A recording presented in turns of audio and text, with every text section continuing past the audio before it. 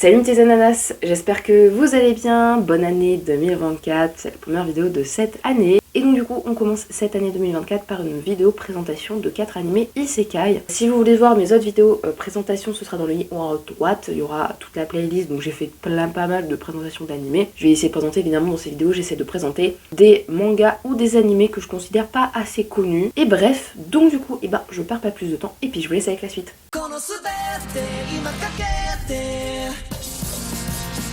On va commencer par le premier animé, c'est The Imminence in Shadow. Donc cet animé, vous avez peut-être déjà entendu parler puisqu'il y a la seconde saison qui est sortie en automne 2023, donc ça s'est fini très récemment. Mais à la base, c'est un light novel qui va paraître l'année prochaine en France, qui existe depuis 2018 et qui est écrit Aizawa Daisuke et qui est illustré par Tozai. L'animé est présent sur ADN et il a pour genre action, aventure, comédie, ecchi, fantasy et isekai. Et il a pour thème autre monde, combat, harem, organisation secrète et réincarnation. Comme dit juste avant, il y a 2 saisons, donc la première de 20 épisodes, la seconde de 12 épisodes, ou 13, je sais plus exactement. Et il y a un film qui a été annoncé, mais je suis pas sûre que ce soit l'année prochaine, la date, je sais plus. Donc je vais faire le résumé. Les grands héros et les méchants diaboliques sont le genre de personnages que les gens ont envie d'être, mais pas Shide Kageno. Il aspire à devenir le véritable cerveau derrière tout cela, à tirer les ficelles et à faire en sorte que ses machinations dirigent toute l'histoire. Dans sa vie antérieure, il n'avait pas pu atteindre son objectif. Cependant, il va désormais renaître dans un monde de magie et montrer la véritable éminence de l'ombre. Alors que Shide prétend n'être qu'une personne dans la moyenne, il recrute des membres pour sa fausse organisation nommée Shadow Garden, dans le but de faire tomber le faux, mystérieux culte qui se cache dans l'ombre. Grâce à de nombreuses improvisations, Shido dirige sa fausse organisation contre l'infâme et pourtant étonnamment réel culte de Diabolos. J'ai beaucoup aimé les 2 premières saisons.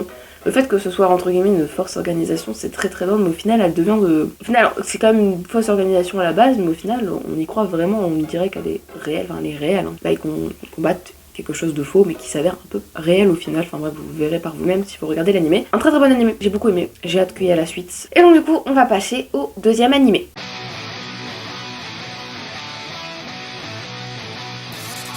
Le prochain animé c'est Tate no Yosha, donc The Rising of the Shield Hero, un animé qui comporte 3 saisons, dont la 3e qui est sortie en automne 2023. À l'origine, c'est un light novel écrit par Aneko Yusagi et illustré par Minami Seira. L'animé est disponible sur Crunchyroll et il a pour thème, et il a pour genre action, aventure, drame, fantasy, isekai, psychologie et roman. Et il a pour thème autre monde, homme-bête, magie, mensonge, monstre et vengeance. Je vais vous faire le résumé. Naofumi se voit un jour invoqué dans un monde fantastique avec 3 autres personnes afin de devenir les héros de ce monde. Dès leur arrivée, chacun se retrouve équipé d'une des 4 armes légendaires où Naofumi hérite d'un simple bouclier considéré comme le plus inutile des 4 équipements. En raison de son manque de charisme, Naofumi finit malheureusement avec une seule coéquipière tandis que les autres en avaient plusieurs. Et comme si cela ne suffisait pas, lors du 2e jour, il a été trahi, accusé à tort et volé par ladite partenaire. Méprisé de tous, du roi au paysan, le jeune homme ne pense désormais plus qu'à se venger. Donc voilà un animé où on pourrait croire qu'effectivement le bouclier est inutile, mais vous verrez bien que évidemment ça paraît logique, mais que il va s'avérer plus utile qu'il en a l'air le bouclier. C'est un animé je trouve hyper intéressant, assez chill quand même, que c'est pas mal à regarder, c'est pas non plus l'animé le plus incroyable de la terre, c'est pas non plus les combats les plus incroyables, mais c'est un animé je trouve assez chill, assez drôle à regarder, donc comme la plupart des isekai, je trouve que c'est des animés assez chill à regarder. Et je trouve l'idée des 4 héros qui doivent sauver le monde assez sympa, voilà. Et donc du coup on va passer au 3e et avant-dernier animé de cette vidéo.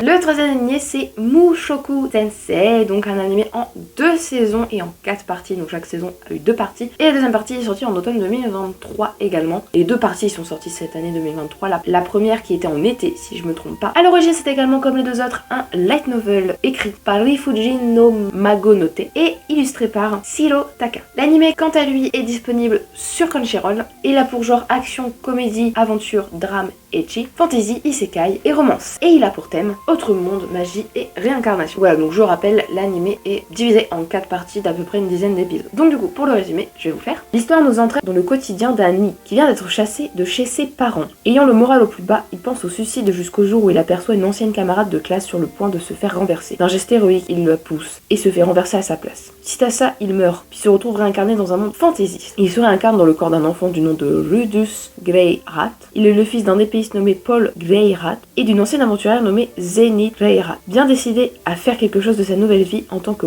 Rudeus, il va essayer de devenir le plus grand magicien de l'histoire. Donc voilà, donc c'est un animé assez intéressant de suivre du coup l'aventure de ce jeune homme qui va essayer d'être héroïque comparé à sa vie antérieure, et ça c'est intéressant. C'est la plupart du temps ce qui se passe dans les animés aussi, mais de toute façon les isekai c'est bien, mais comment dire, généralement c'est assez redondant, même si des fois il y a des choses intéressantes dans certains qui sortent du lot, notamment celui-là je trouve. Mais évidemment les isekai ce sont pas, je trouve personnellement, les meilleurs animés du monde, même si je trouve c'est quand même sympa de les regarder pour ceux qui sont bien faits, parce qu'il y en a énormément chaque saison de isekai qui sortent, mais il y en a plein qui sont mauvais, mais il y en a quelques-uns voilà qui sont très très bons, et Mushoku Tensei en fait partie. Enfin bref, on va passer au dernier animé de cette vidéo.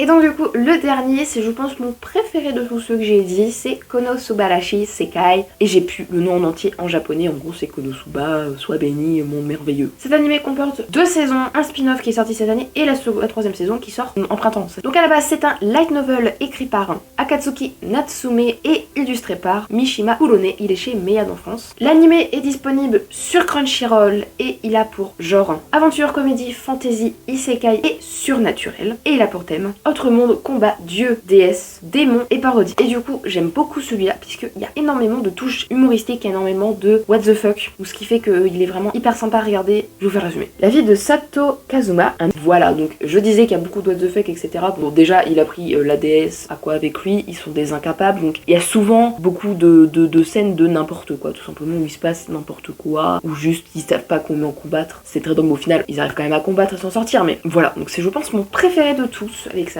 touche d'humour qui vraiment fait plaisir. Voilà, donc je vous conseille vraiment. Les autres aussi évidemment je vous les conseille. Donc voilà, c'est la fin de cette vidéo, j'espère qu'elle vous aura plu. Comme dit en début de vidéo, vous retrouverez toutes les présentations d'animés dans le lien en haut à droite. Si jamais vous avez d'autres isekai que je n'ai pas cités dans la vidéo, qui sont pas trop connus à votre goût, n'hésitez pas à le dire en commentaire. Puisque comme je vous ai dit, il y a énormément d'isekai qui sortent, mais on a énormément de mauvais aussi. Et ceux-là, je trouve que c'est les meilleurs des 4 dernières années. Enfin, ils font partie des meilleurs, il y en a forcément d'autres que je n'ai pas cités dans la vidéo. Donc du coup, j'espère vraiment que cette vidéo vous aura plu. Et puis on se retrouve la semaine prochaine pour une prochaine vidéo. Bye bye. Et encore, bonne année 2024. J'espère vraiment que ce sera une très bonne année pour vous. Je vous souhaite la santé, le bonheur, enfin bref.